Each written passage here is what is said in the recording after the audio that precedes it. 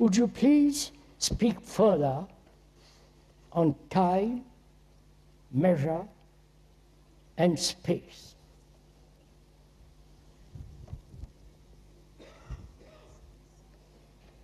I hope you aren't tired of it.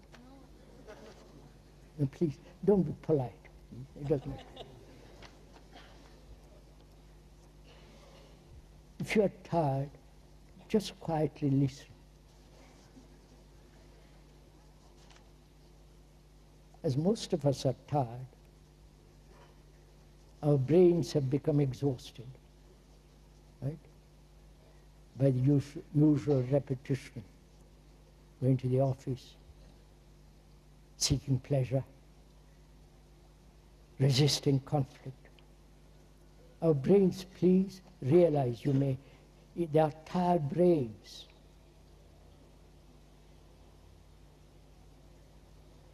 If they weren't tired, you wouldn't be here. I wouldn't be here either. But we are tired human beings because we are frightened. There is terror. There is danger in the streets. Financial uncertainty. War, atom bomb. We are really extraordinarily exhausted human beings. Through drink, drugs, overindulgence in every form. And we are going to talk about something that requires a great deal of penetration, a great deal of attention. And to go into it very deeply, you have also to relax, to be free, to look, to penetrate, however much one may be tired. Would you please speak further on time, measure, space, and thought? This is important to understand because the man has always asked, the serious ones, whether time has a stop.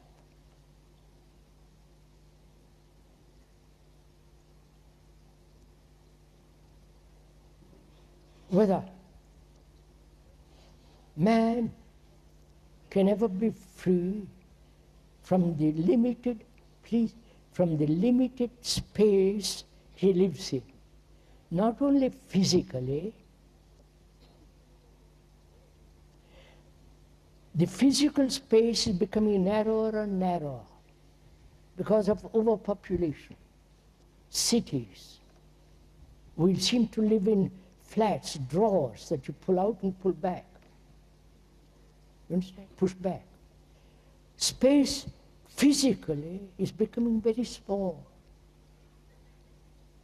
And perhaps that's one of the reasons why there is violence in the world. Because we have no space.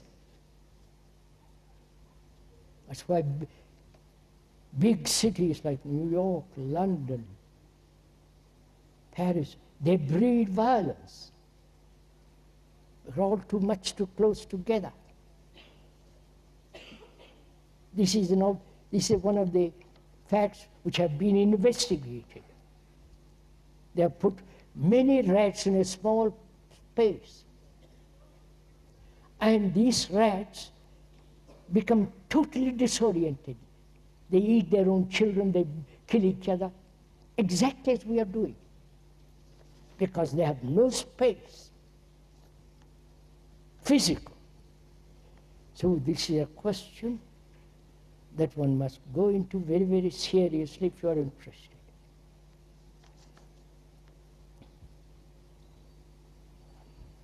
Measure.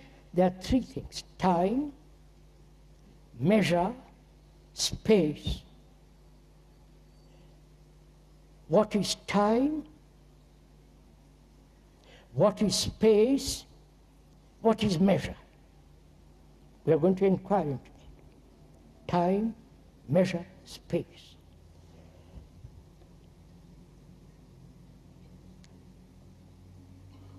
And as we said, some of the writers have asked this question, whether time has a stop.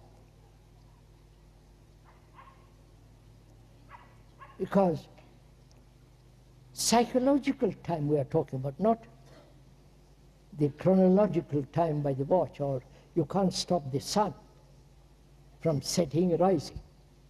But we are talking about time as a movement of becoming, or being, or climbing, or expanding. Right? Time, which is part of evolution. The psychological evolution, the biological evolution has almost come to an end for man. Right? Obviously. He is not going to develop a fourth arm or third arm or something or other. So, we are talking about psychological time, the time as hope,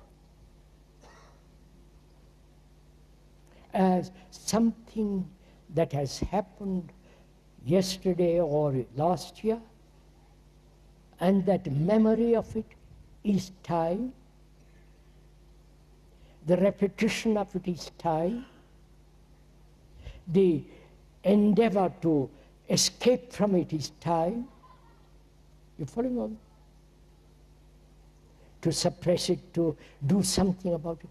All that involves time. And where are the people ask, not only the writers, the scholars who have written volumes about time and all the rest of it, and also the ancient Hindus have asked this question, whether time has a stop so that a new movement can take place. Not imaginary, not fanciful, not romantic, all that kind of stuff, but actually psychological time coming to an end. Right? That's one question. The other is measure.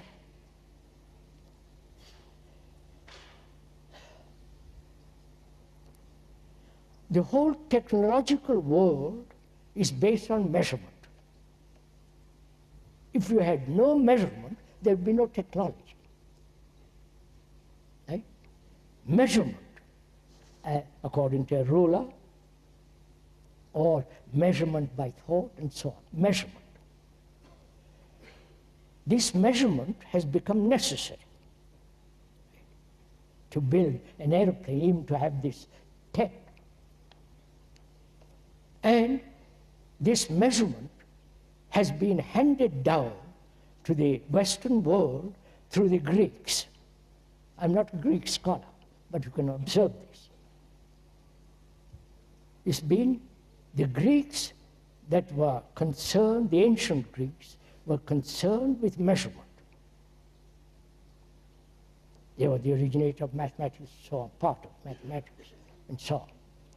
So, Western world has inherited measurement. Measurement not only technologically, measurement comparing one painter against another painter, one poet against another poet, one sculptor, Mr. Moore, against the other, right? Measurement. And also in ourselves there is measurement. I am not as good as I should be. The better, the more. Right? Psychologically as well as physically. More money, more power, more fun, all that. If I have more money, more power, I have more fun. That's part of measurement. And we are always comparing, psychologically. There is the great teacher, and I'm not. I compare myself, and eventually I'm going to get where he is. And also, space. Psychologically, as well as physically, we have very, very little space. Especially if you observe this, when you go into crowded towns, cities, and in overpopulated countries like India, enormous crowds. You have no concept of it. And naturally, they live in narrow streets, live in small houses, physically. You know, naturally, there's always a battle going on for space, physical space. For God's sake, move over into that corner. Don't crowd me. And also psychologically, that is, in consciousness, we have very little space. It's crowded. Right? It's crowded with our knowledge, crowded with our fears, anxieties, despair, depressions, seeking happiness, seeking illumination, seeking the powers of Kundalini. Follow? Occupied. Wanting more. Better understanding, greater power. I'll fast. I'll have more energy, fasting. Physically, it is, you follow? Always occupied. And therefore, there's very little space. If you observe, your consciousness is filled. And therefore, there is no space. And then, realizing no space, you begin to inquire into the space of the universe. Astrophysicists are doing this. That extraordinary world of cosmos, which is essentially order. Cosmos in Greek means order. The scientist whose brain is limited because of his knowledge, because of his conditioning with his relationship with another, his drink, his desire for more power, more money, more status, more publicity, you follow? And that little brain is inquiring into something immeasurable and translating what they see through telescopes into mathematical problems.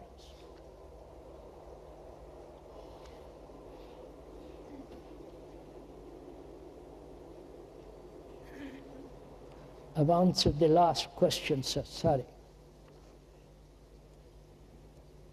So, if you observe, we have no time, there is no sense of stopping time, psychologically. There is no ending of measurement. Right? We're always measuring, always looking to the future, better government, better economic position, United Nations will eventually, you follow? The very idea, United Nations, think of this. Tribalism uniting, how can they? Don't give me so. So, knowing all this,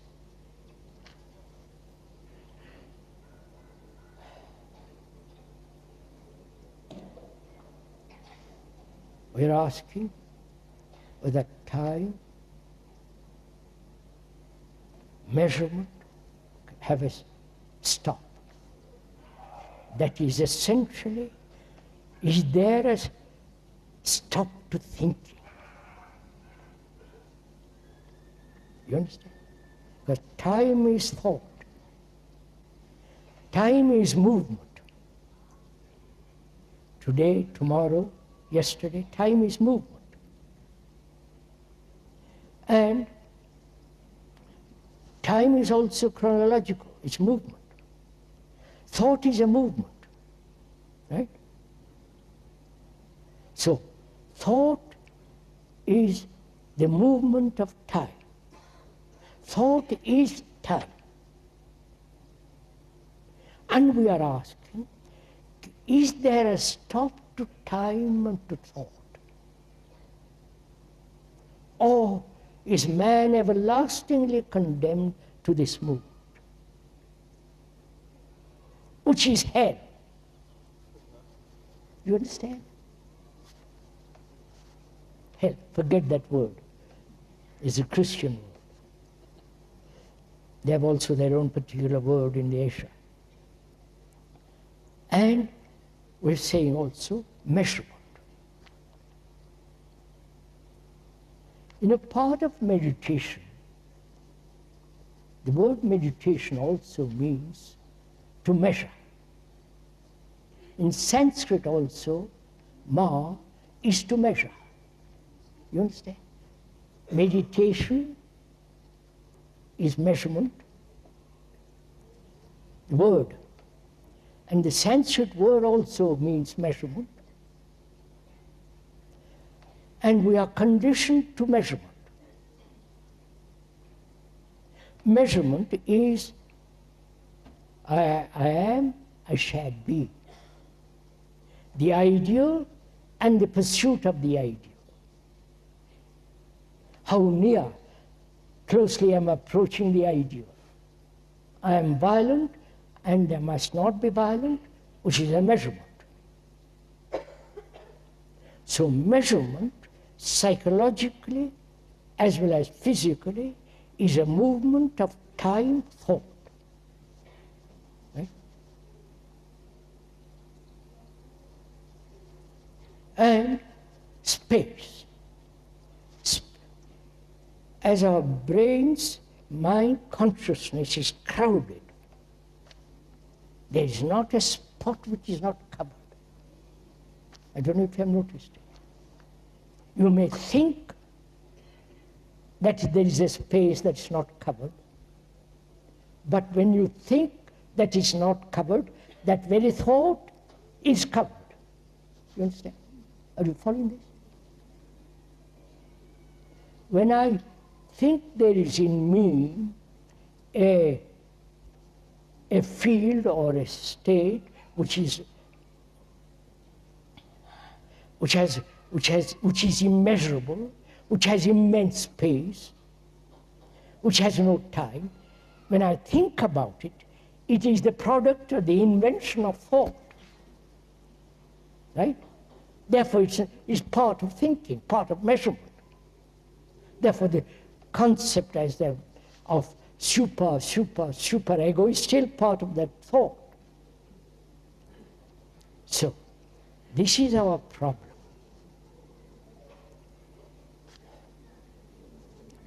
Whether time, thought has come to an end, which is measurement, and can they have space, infinite space, not the space invented by thought. Is this possible? It is possible only when you see the truth or the falseness of measurement, psychologically, imitating, conforming, all that. When you see the absurdity, the unintelligent way we live, and see where thought, which is time, is necessary to learn a language, and psychologically it has no place. When you see the truth of it, right? Then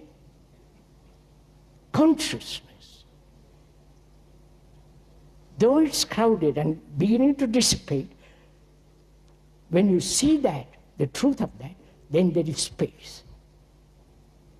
It is not what you do to end time, what you do to measurement, say I must stop measuring, but seeing the truth of it will set the brain free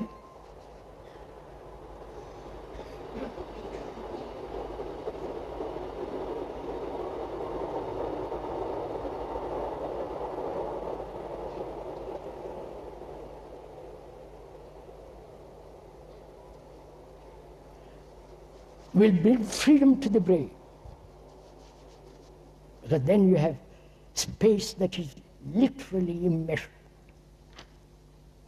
And it is only then that the apprehension or the perception, which is not personal, of that which is everlasting from everlasting,